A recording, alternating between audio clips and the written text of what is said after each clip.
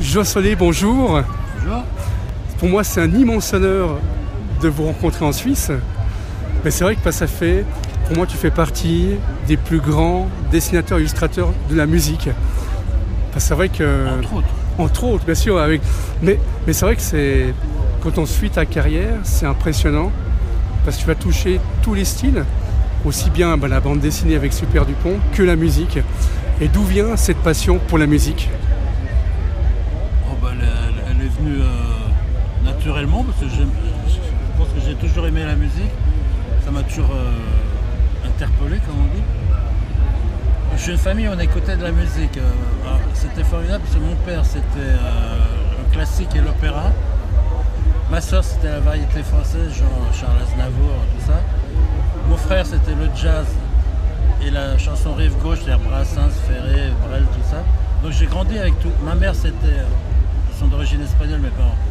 Ouais. C'était le tango, Carlos Gardel et tout ça. Donc j'avais comme ça une grande ouverture musicale. Et puis je suis tombé dedans mes propres goûts quand j'ai vu les Beatles à l'Olympia en 64. Par hasard, j'avais 15 ans, 14-15 ans. Et là c'est parti pour le rock, la pop et tout ça.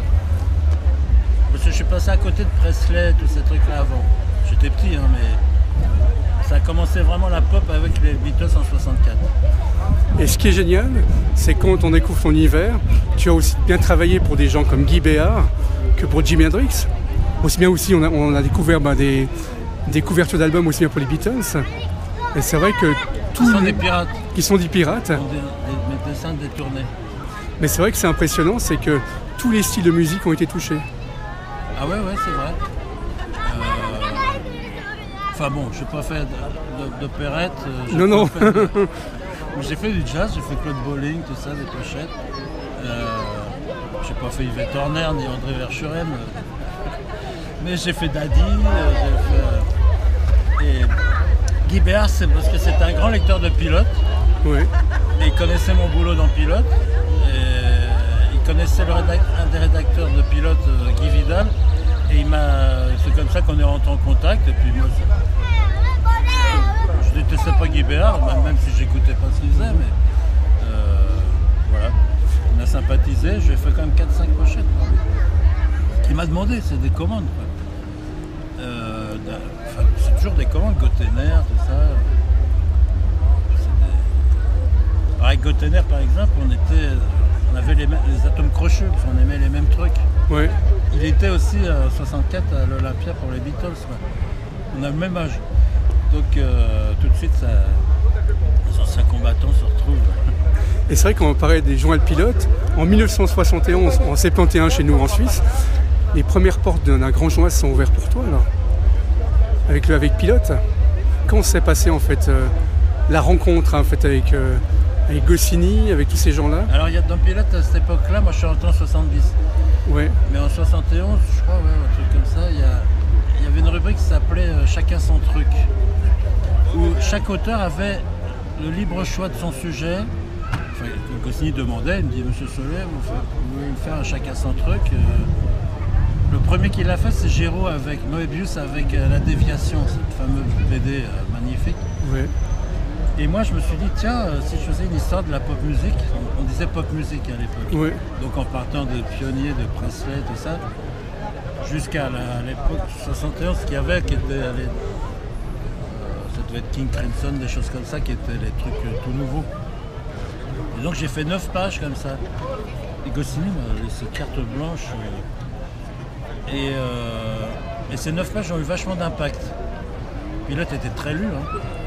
C'est un hebdo, mais c'était très lu. Ça a eu vachement d'impact. J'ai eu beaucoup de courriers. On n'avait jamais fait ça en BD, en dessin. Ça n'existait pas là.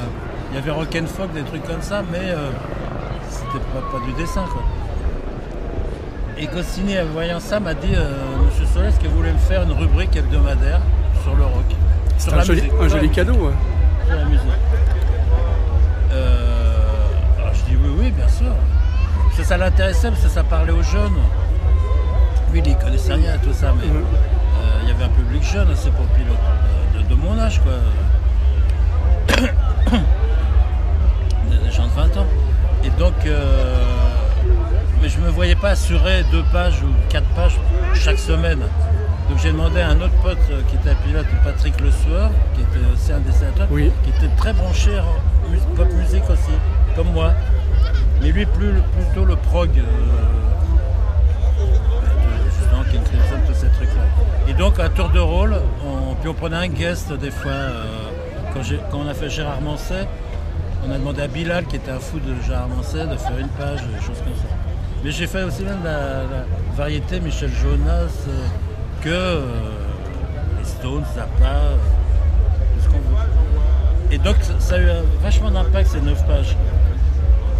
Et ça m'est resté collé un peu après. Et donc on m'appelait pour faire des choses sur la musique. Et j'adorais ça. Donc. En plus, le dessinateur de BD, moi je travaille chez moi, je travaille pas en atelier. Enfin, je suis dans mon atelier, mais pas collectif. Et on écoute Gottlieb, c'est pareil, en bossant. Pas quand on cherche les idées, pas quand on écrit des scénarios, mais quand on gratte, quoi. Et à Gottlieb, pareil, on avait les mêmes goûts, Brassens, les Beatles, Zappa, tout ça. Donc on se passait des disques, des cassettes, des trucs. Donc c'était vraiment la bande son de cette époque-là, et ça cheminait ensemble. C'est que la BD qui devenait adulte de plus en plus, et le rock aussi qui devenait de plus en plus, ça progressait parallèlement. Et donc beaucoup de Mandrika qui est là, tout ça, tout le monde était branché musique. Et beaucoup d'auteurs étaient aussi musiciens. Parce que je ne suis pas, moi je joue que de l'électrophone. Mais beaucoup étaient musiciens, Gottlieb il gratouillait, il y a beaucoup de dessinateurs qui sont aussi musiciens. Et donc voilà, donc ça cheminait vraiment ensemble. Et donc principalement ce qu'on appelait la pop music, le rock. Et ça continue un peu. Un truc comme le rap et le street art et tout ça, ça marche aussi ensemble, musique et graphisme. Oui. C'est 2 choses. Surtout c'est un truc de jeunesse aussi. Nous maintenant on est vieux, mais le rap et le street art c'est un truc de jeune, quoi. C'est dynamique, ça marche ensemble. Et ça va bien. Et puis donc beaucoup de concerts, on se retrouvait à des concerts, puis je suis allé au Festival de White en 70, la même année où je suis rentré à pilote. Donc j'ai vu Jimi Hendrix fin août 70, il est mort en mi-septembre. J'ai vu son dernier concert. Ouais. Donc tout ça est très marquant, quoi. Puis après, 5 ans après, Eddie Barclay nous demande de faire la pochette de Jimi Hendrix, des disques officiels. Hein. Donc c'est vu on fait des disques collector. Oui, puis c'est Druyet, moi, Moebius. Et c'est parce que c'est une époque bénie aussi où chaque pays faisait ses propres pochettes. Ouais. Aujourd'hui, un artiste sort un disque. Paul McCartney, il vient de sortir un nouvel album. Dans le monde entier, c'est le même packaging, le même truc. Alors qu'à l'époque, chaque pays faisait ses propres pochettes. C'est pour ça qu'il y a plus de 20 000 pochettes des Beatles différentes que je collectionne. Les pochettes au Népal, ils faisaient des pochettes à eux. Au Mexique, ils faisaient des pochettes à eux. Alors que maintenant, c'est le même packaging partout. Et donc ça c'était chouette parce que donc en France pareil les trucs justement Jimi Hendrix et tout ça, Barclay qui l'édite en France demandait à des Français de faire les pochettes. Et donc voilà, des choses comme ça. Donc tout ça ça fait un effet boule de neige. C'est-à-dire que plus on en fait, plus les gens le voient et puis ils pensent à vous. Pareil pour le Cinoche, quoi, ou des choses comme ça. Ah bah oui, avec le Père Noël est une ordure, une superbe affiche. Le Père Noël est une ordure, c'est... faut dire que Pilote, l'hebdo dans les années 70, était, quand c'est devenu un journal adulte, jusqu'à mai 68, c'était un truc jeunesse, garçon principalement, aventure et humour. Et à partir de 68, tout ça commençait à bouger, tout ça. La première bonne femme à poil dans Pilote, c'est moi qui l'ai fait. Avec La première pin-up. Avec Loeb. Et Goscinny a laissé passer. Ouais. Et après, ils ont fait l'écho des savanes, tout ça. Donc là, il y a eu un clash. Mais donc, ce que je voulais dire, c'est que... Ouais, donc c'était très lu.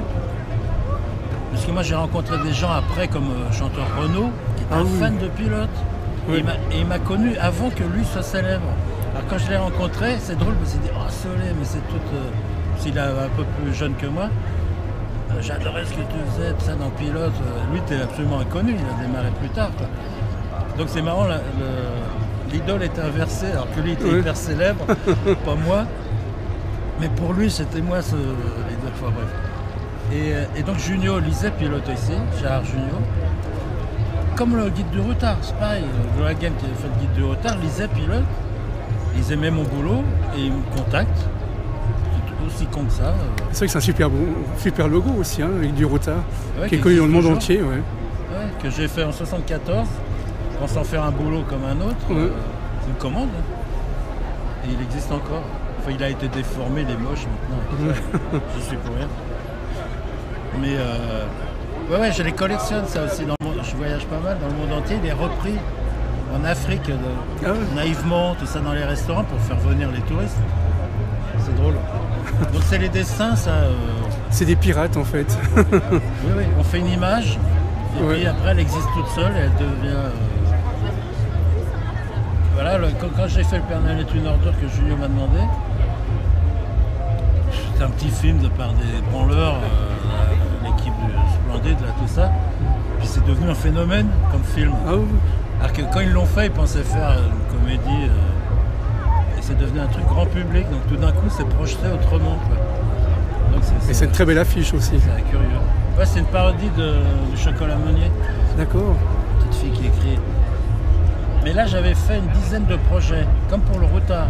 Et puis le producteur, tout ça choisissait. Et moi j'avais fait des idées meilleures pour Le Père Noël est une ordure qui ont été publiées d'ailleurs.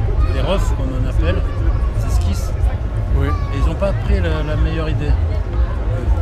C'est le distributeur qui décide de ce truc-là. C'est même pas les comédiens et tout. Enfin voilà. Puis avant tout parlais de Gottlieb, et pour moi ce qui est impressionnant, c'est que depuis, en fait, tu es le dessinateur le plus fidèle du journal Le Flux Glacial. Parce que depuis, en fait, tu as fait tes premiers pas, si je ne me trompe pas, en 1975. Numéro 1. Et en fait, tu n'as jamais quitté. Parce que je suis en train de faire une illustration pour Fluide là, à ce moment-là. Donc c'est génial. Bah ouais. Sauf que ce qui est pas génial, c'est que je commence à être le dernier survivant des pionniers, je veux dire, des premiers. Donc ça fait chier. Je viens de taper 70 balais, donc ça fait chier. Ouais, mais tu es toujours jeune. Et puis les copains qui... Gottlieb récemment. Bon, il y a encore Nikita qui est là, Mandrika. Claire Batéché va pas bien. Jean-Claude Mézières va bien, il a 10 ans de plus que moi. Oui. Cabu est parti, Fred, tout ça, donc Giraud. Mais bon, il peut rien. Et grâce à toi, bon, je sais que la série a déjà commencé, mais justement, Super Dupont, c'est grâce à toi qu'on connaît avec le graphisme qu'il a maintenant, parce qu'il y a eu plusieurs dessinateurs, mais toi, tu as en fait donné ce graphisme-là. Je fais souvent cette référence. On a un tas de chauds de copains comme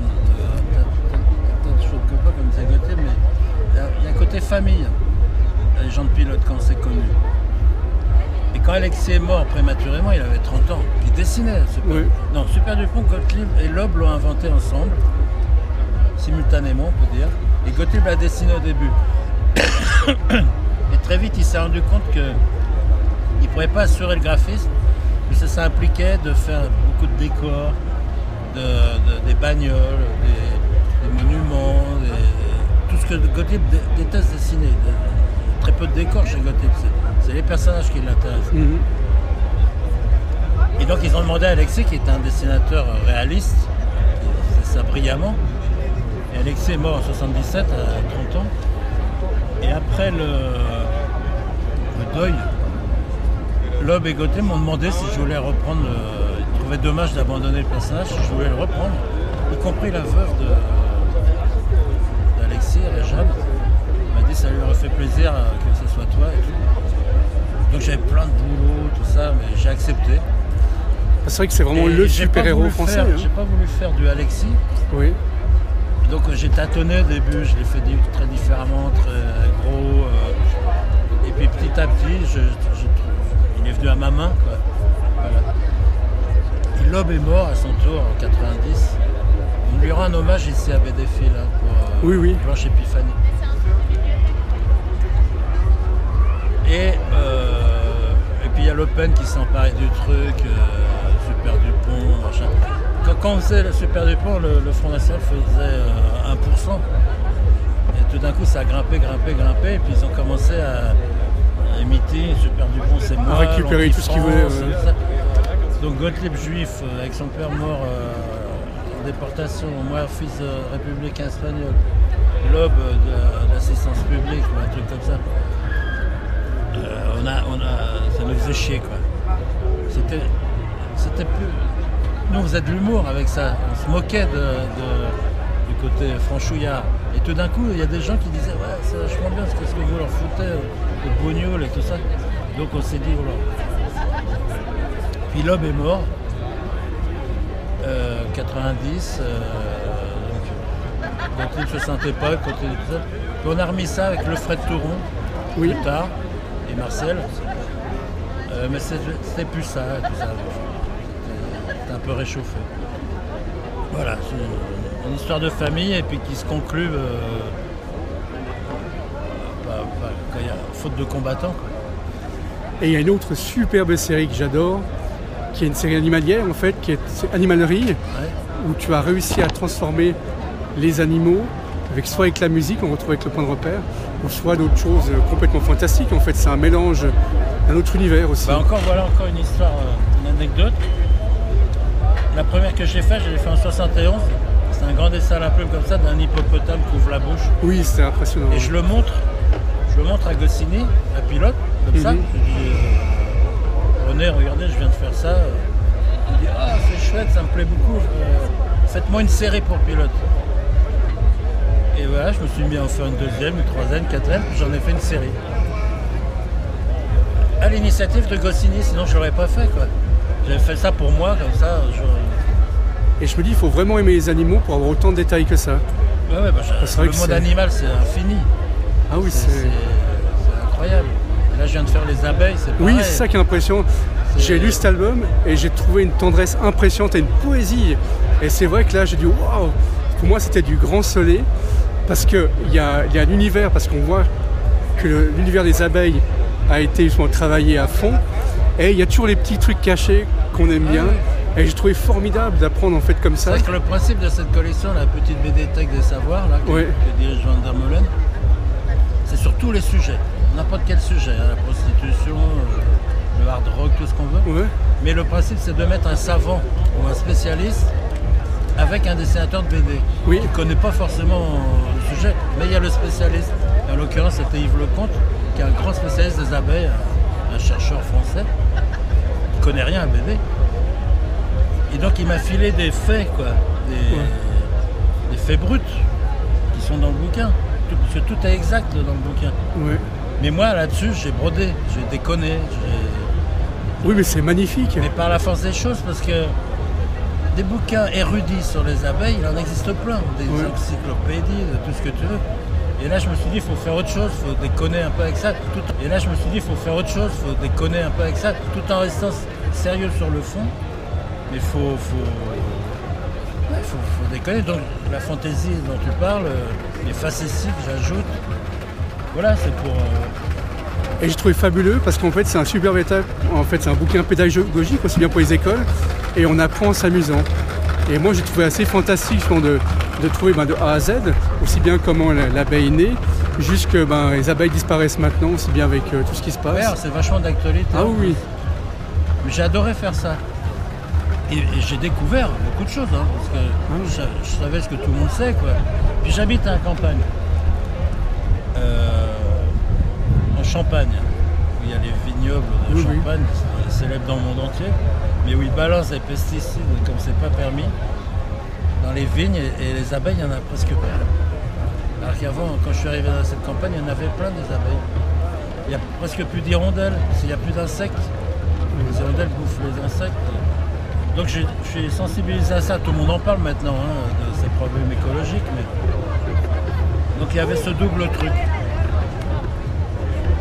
Et puis bon, je ne les ai pas ratés, ceux qui répondent. Oui, ça que je trouvais génial parce qu'on trouve, on se met tout truc caché. Tout le monde est, c'est vrai qu'on parle de tout ça. Mais les mecs, tu les vois dans les villes, je dis, ce ne sont pas des cosmonautes, ils sont en combinaison avec des trucs à oxygène et tout. Ils balancent ça dans les champs. Ils passent en bagnole à côté et tout. C'est quand même dingue, quoi. Et donc ils savent que c'est toxique, c'est nocif pour les humains. Ça l'est pour les bêtes, mais ça l'est pour les humains aussi, puisqu'ils se protègent. Et heureusement, il en crève quelques-uns quand même. De temps en temps. De temps en temps, des viticulteurs. Et là, je sais que tu es un dessinateur très prolifique. Est-ce que tu travailles sur un album particulier maintenant? Là, non, j'ai fait un break, parce que j'habite une grande maison à la campagne, et qui devenait un souk pas possible, parce que je collectionne tout.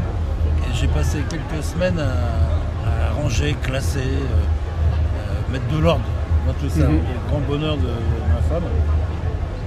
Et donc là, j'ai repeindre, puis refaire des trucs, puis rajouter des étagères, des trucs. Et donc là, je repars. J'ai un projet d'ABCD.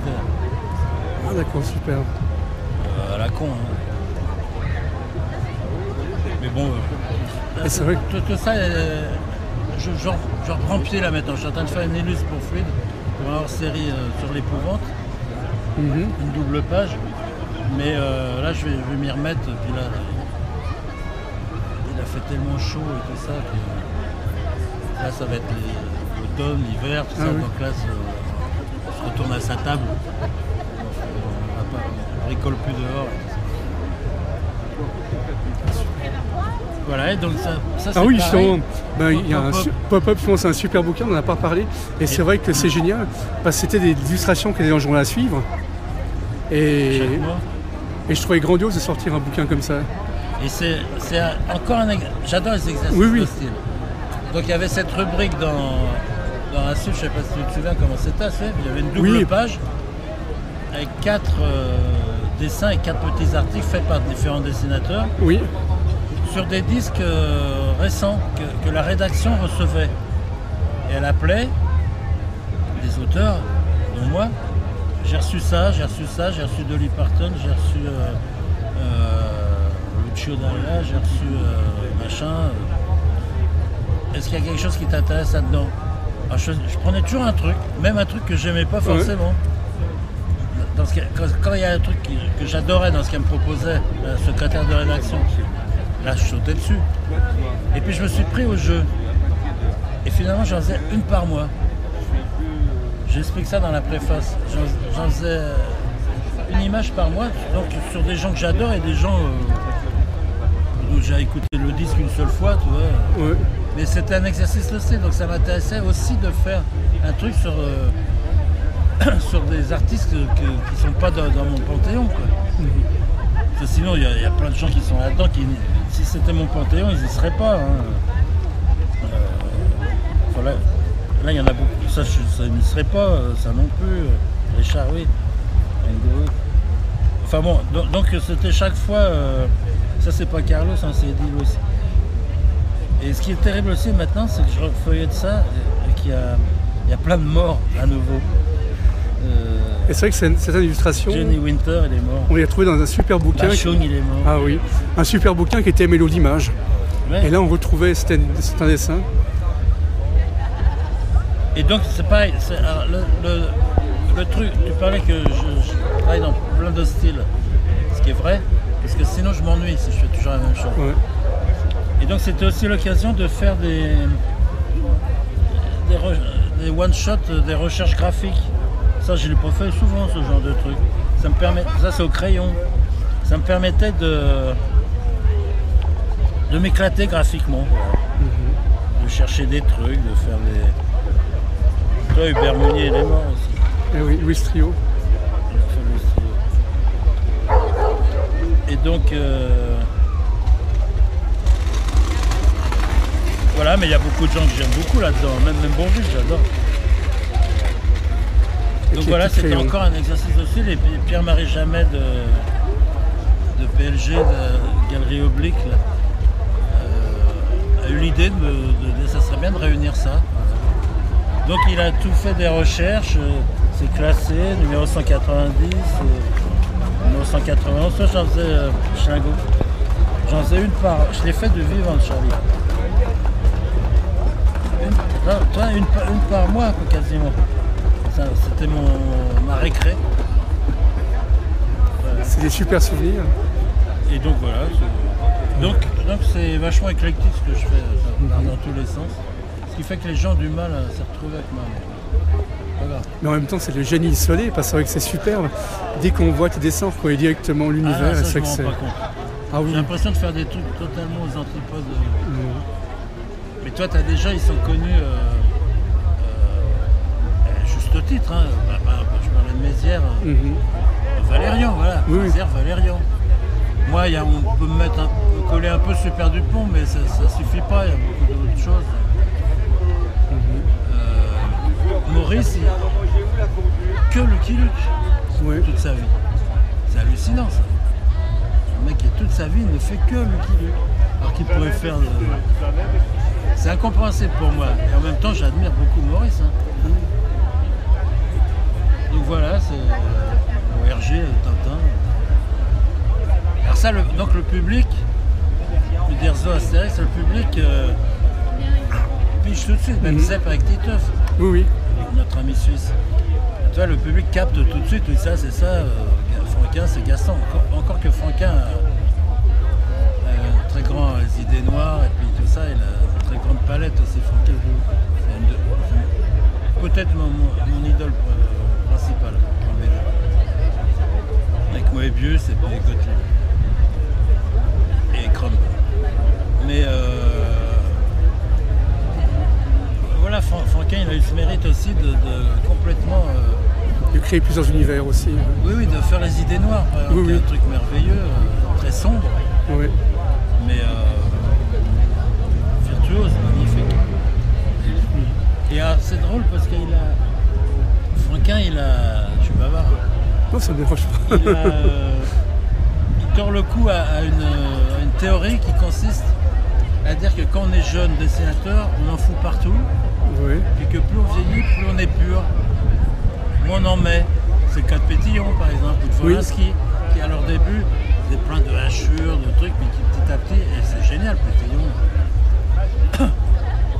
Et Franquin fait l'inverse. Il était plutôt ligne claire au début, à Spirou, et plus en vieillissant, plus il chargeait. Oui, plus il chargeait. Plus il chargeait. Même Gaston, il chargeait. Puis le truc final, c'est les idées noires. Oui, là, c'est à fond. Et donc il tord le cou à ce truc où Et moi j'arrive pas trop à épurer non plus. Mais je fais des trucs jetés aussi, mais bon. C'est tellement magique le dessin. Partir d'une feuille blanche et puis de faire un truc. Sur l'ordi, je vais pas trop. Je scanne pour envoyer mes trucs. Je fais pas de couleurs à l'ordi. Les couleurs, c'est pas moi qui les ai faites. J'ai délégué et ça me plaît pas. C'est sur Photoshop, mais ça me plaît pas. J'aurais pas fait ça. Bah, c'est gentil, bah, merci beaucoup. Bah, de rien. C'était super sympa. Merci, merci Jean.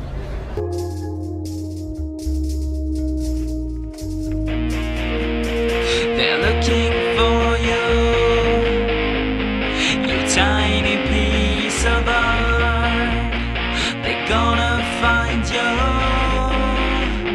and break your heart apart. They wanna try you and settle on the time. They wanna get you alive, but where?